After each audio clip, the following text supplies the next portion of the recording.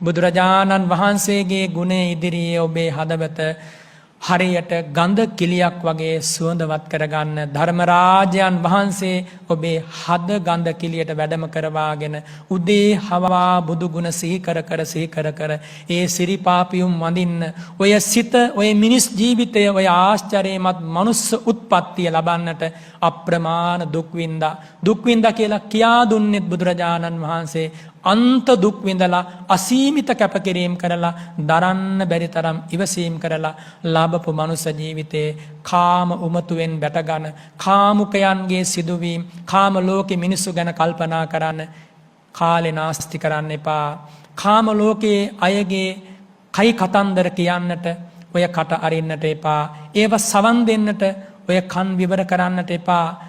ඔබ බුදුරජාණන් වහන්සේ සමග ජීවත් වෙන්න. ඒ බුදුරජාණන් වහන්සේ දෙව්රම් වනාරණ සුවඳවත් කරගෙන වැඩ හිටපු ආශ්චර්යමත් ඉතිහාසයට හදවතින් යන්න.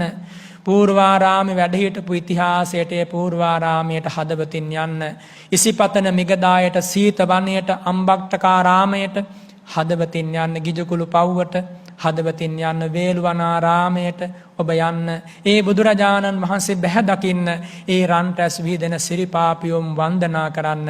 ඒ බුදුරජාණන් වහන්සේගේ රන් කඳක් වගේ ශරීරය දෙස බලන්න. සුවන්න වන්න සංකාසෝ රන් කඳක් වගේ උසභං පවරං වීරං මහේසින් විජිතාවිනං සුවන්න වන්නං සම්බුද්ධං කෝදිස්වානප්පසීතදී. උසභ රාජයෙක් වගේ සිංහ රාජයෙක් වගේ මහා හස්ති රාජයෙක් වගේ වේශ විලාස ඇති බුදුරජාණන් වහන්සේ දකිනකොට රන් රැස් විහිදෙන ශ්‍රී ශරීරය දකිනකොට කෝ දිස්වානප්පසීදති කාගේ හිතද පහදින්නේ නැත්තේ? දෙවියන් සහිත ලෝකයාගේ සිත් පහදිනවා. හිමවාම අපරිමෙය්‍යෝ සාගරෝබ දුරුත්තරෝ තතේව සීලම් බුද්ධස්ස කෝ දිස්වානප්පසීදති. මහා සාගරයේ වගේ හිමව් කුළු වන අරණ වගේ අනන්ත ආකාශයේ වගේ ඒ තථාගතයන් වහන්සේගේ සීල සමාධි ප්‍රඥා බලය මේවා දකින්න අහන කාගේ හිතද පහදින්නේ නැත්තේ? දෙවියන් සහිත ලෝකයාගේ සිත් පහදිනවා. ඒ භාග්‍යවතුන් වහන්සේගේ ආශිර්ය සැබවින්ම පුදුම සහගතයි ආශ්චර්යමත්. ඉතින් මේ භාග්‍යවත් බුදුරජාණන් වහන්සේගේ රන් රැස් විහිදෙන සිරිපාපියුම් බලන්න.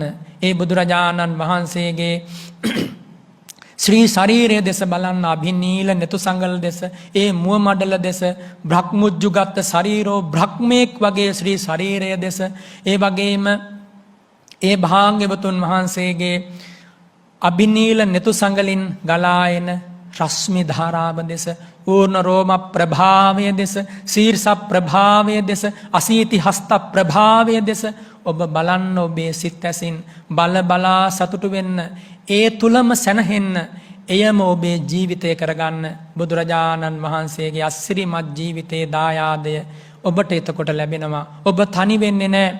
කවදා හෝ කොතනක හෝ ජීවිතයෙන් සමුගන්න මොහොතේ බුදුරජාණන් වහන්සේගේ ජීවිතය ඒ ආශ්චර්යමත් ගුණය ඔබට මැවිලා පේනවා. බුදුරජාණන් වහන්සේ එහෙමයි ලෝකයේ සැනසුවේ. යම් බඳු කෙනෙකුගේ සිතක යම් බඳු මොහොතක බුද්ධාලම්බන ප්‍රීතිය උපදී නම් සමාධි පස්සද්දි ගුණ ප්‍රඥා ගුණ බෝධිපාක්ෂික ධර්ම ඉන්ද්‍රිය ධර්ම බල ධර්ම බොද්ධංග ධර්ම ඒ මොහොතේ පහළ වෙනවා.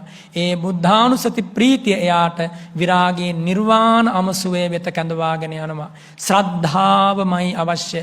ශ්‍රද්ධාවමයි දිනු කළ යුත්තේ. ශ්‍රද්ධාවමයි ධනය කරගත යුත්තේ.